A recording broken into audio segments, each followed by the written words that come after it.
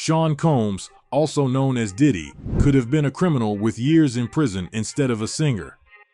His life has been an agonizing chaos filled with controversy, but at the same time, an interesting journey of overcoming that took him from the streets to greatness. Today, we will talk about him and his controversial life. When he began, he had no intention of becoming such a controversial person. He was a relatively ordinary person. Born on November 4, 1969, in a New York neighborhood called Harlem, he was raised by his mother, Janice Combs, a teacher's aide, and his father, Melville Earl, who was the partner of a drug dealer. Yes, it was hard not to fall into that world when you were the child of those people. His father died when he was 33, shot in Central Park, and the rest of his childhood was spent being raised by his mother and sister. In 1987, he graduated from the prestigious Mount St. Michael Academy, an all-boys Catholic institution.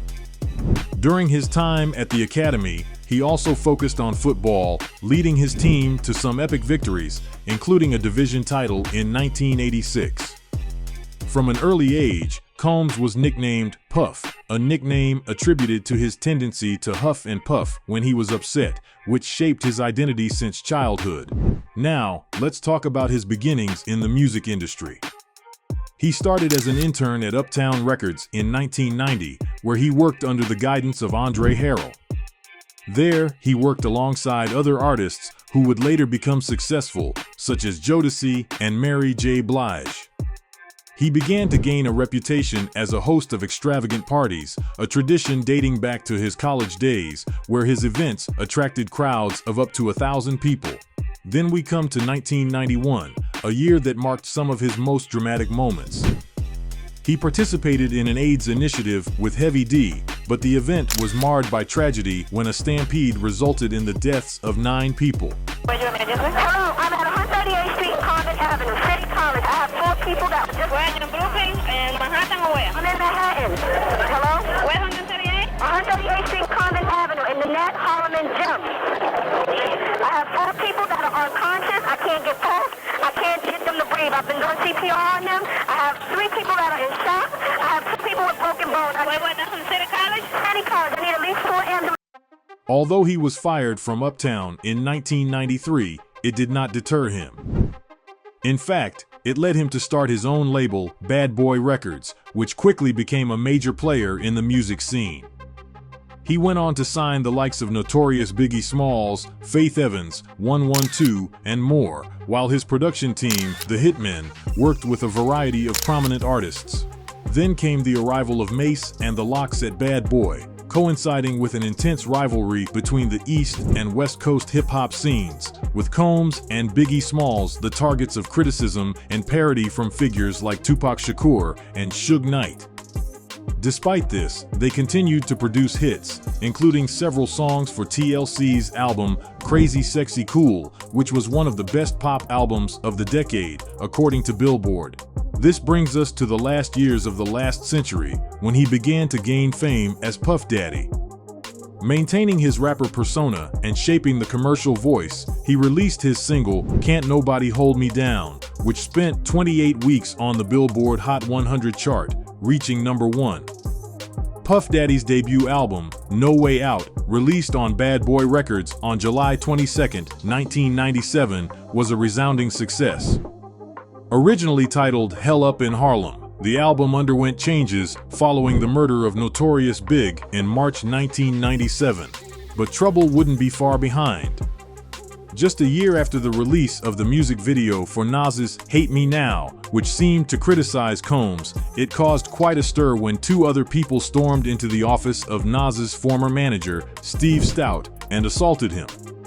Stoute filed a lawsuit against Combs in June 1999, which resulted in an out-of-court settlement of $500,000. Although the case began as a misdemeanor assault charge, he was found guilty on September 8, 1999, on a reduced charge of harassment. As part of his sentence, he was ordered to attend anger management classes for 1 day. We reached the end of the 20th century, almost the beginning of the 21st, and that was enough for Puffy to reach his highest point, controversy. It was when he was involved in the shooting that took place at Club New York in Times Square, where his girlfriend at the time, Jennifer Lopez, and rapper Shine were present. Days of deliberations, the jury now appears to be focusing on the gun possession and bribery charges against Sean Puffy Combs. This afternoon, jurors sent the judge 2 notes, one of which asked for a transcript of a phone message Combs left Wardell Fenderson, once his driver, now the prosecution's star witness. During the trial, Fenderson testified that Combs was armed the night of the shooting at Club New York, and later pressured him to claim ownership of a pistol police found when they pulled over Combs' Lincoln Navigator as it fled the shooting. And I just want to make you feel like comfortable, you know what I'm saying? Make your family feel comfortable.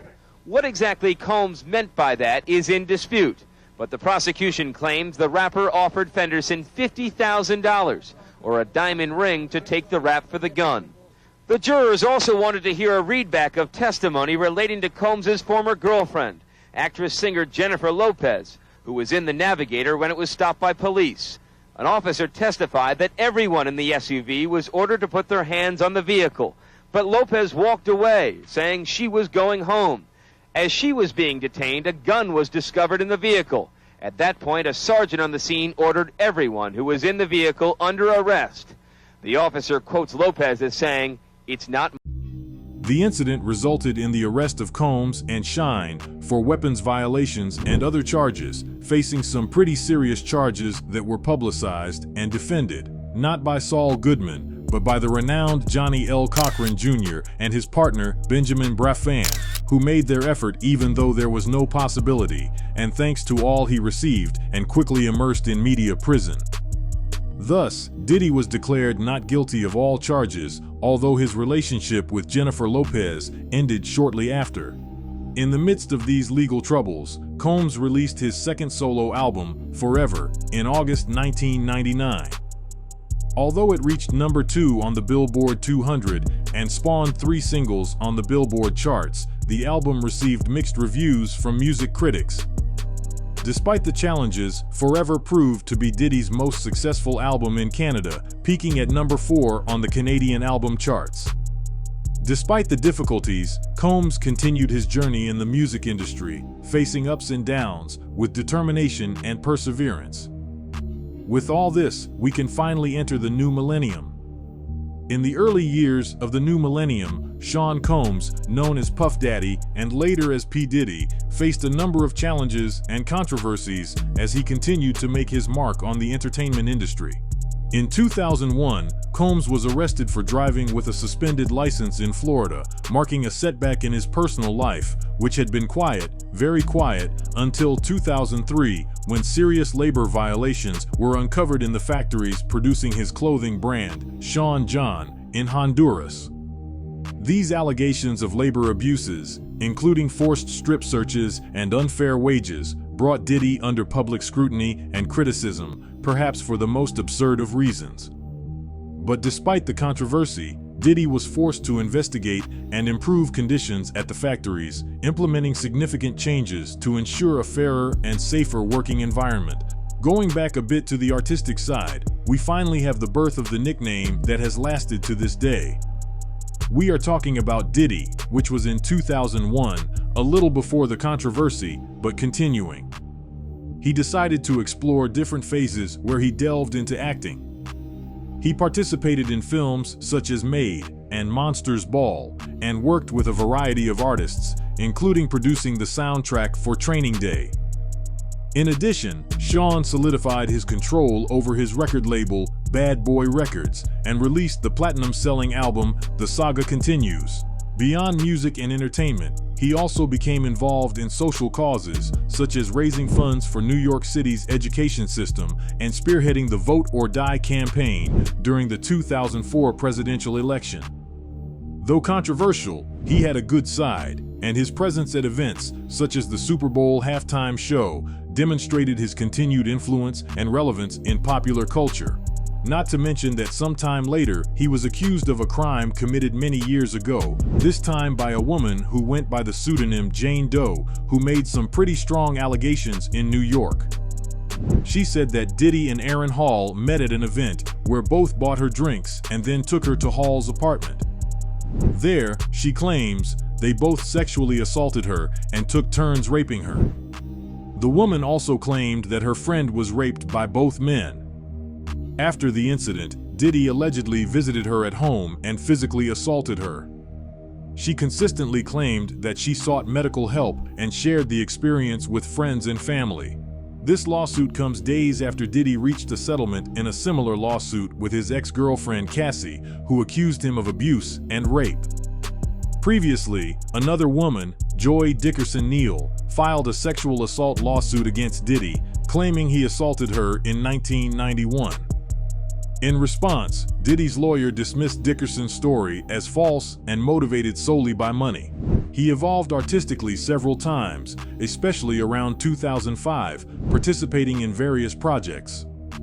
These ranged from the film Carlito's Way, Rise to Power in 2005 to the Broadway revival of A Raisin in the Sun in 2004, in addition to its 2008 television adaptation. Later that year, he signed part of his discography to Warner Music Group and hosted the MTV Video Music Awards.